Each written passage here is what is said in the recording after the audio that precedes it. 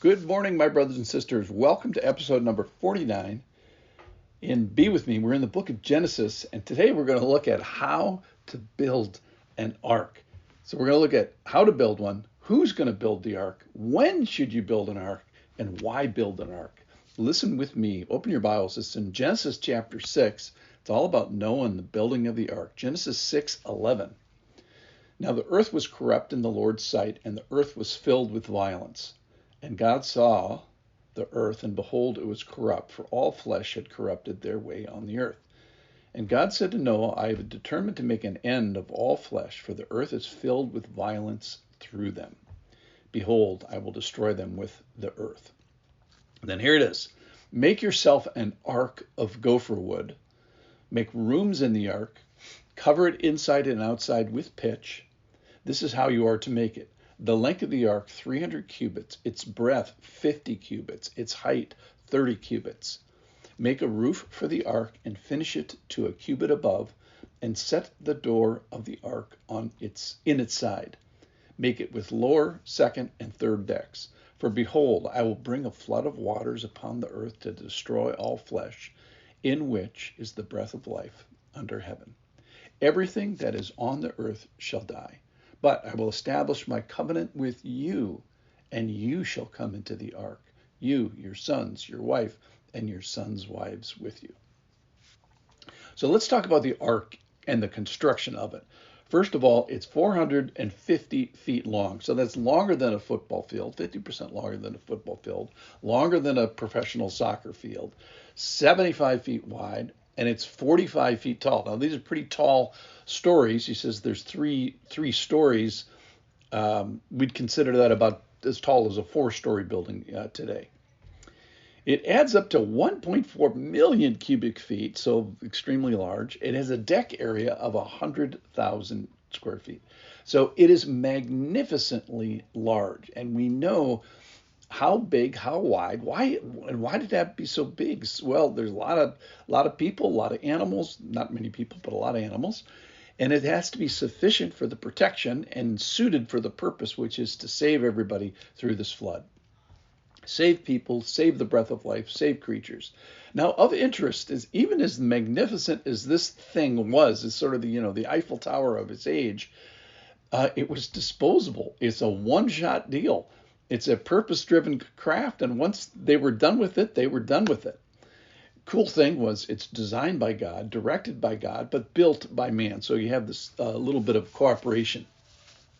All right, so who's going to build the ark? Well, it's built by Noah. Now, this isn't Noah's first day with God. This was not poof, build an ark. This was Noah, a righteous man, walking with God, blameless in his generation. He's a guy who's going to demonstrate the most critical element of Christianity, which is faith, way back when. And that's the trust in the reality of the promises of God before you see them with your eyes.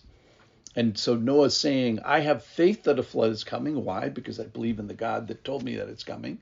I have faith that this ark is going to work. And I have faith to get to a covenant, which is the truly important thing. Now, Noah walked with God in a way that he was obedient to the things that God had given. 4 times it describes Noah as saying, Noah did all that the Lord had commanded him.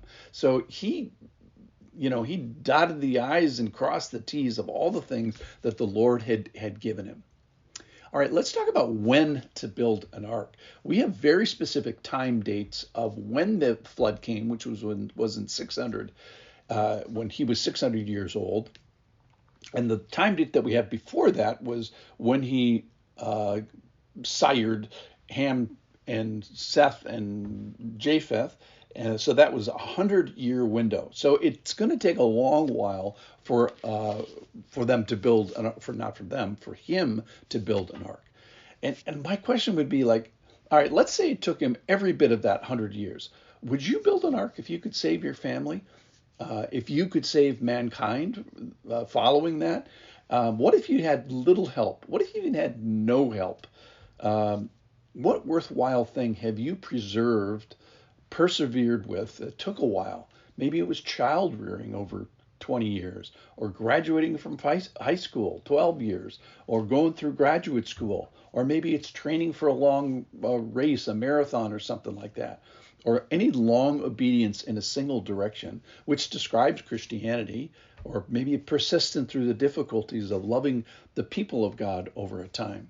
So when is the time to start doing something right before God?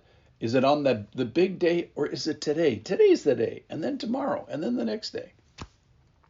All right, so what's the purpose of an ark? Obviously, it's to get through a flood. You got to get into this ark. You got to get through the flood and the rain. But the real purpose is to eventually get to the covenant that God is promising. So God had up to this point didn't owe Noah anything. It's we who owe God. It's we who owe him our attention, our appreciation, and our worship. Everything he gives us is grace. But God is going to codify his covenant, codify his grace in a covenant that's going to come after they get through the flood. The covenants are kind of a description of his character and his promise that's specific. So in chapter 8, verse 1, it's going to say God remembers Noah, and that's where God takes action for Noah's benefit. All this kind of leads up to that moment. So what's the purpose of the ark? The purpose of an ark is to keep them alive on the face of the earth, preserving the breath of life, and live long enough to get to that covenant, We have a covenant keeper God, and let's get to that covenant. Abraham's eventually going to get one. You're going to need an ark to preserve life to get to something that's bigger, which is the covenant. All right, let's draw some conclusions. Number one, do all that the Lord commands, just like Noah did. Live like you're under a covenant, because we have the benefit, a promise, a favor, a benefit. And why? Because we are under that covenant. And let's appreciate this ark, the designer, builder, built with purpose, Noah building it and God designing it. And let's think about perseverance of building great things, one hammer stroke at a time, just like Noah did.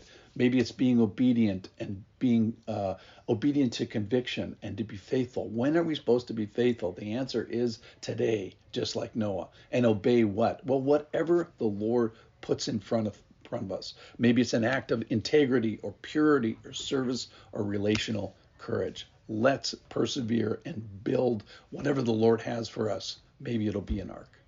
Thanks for listening.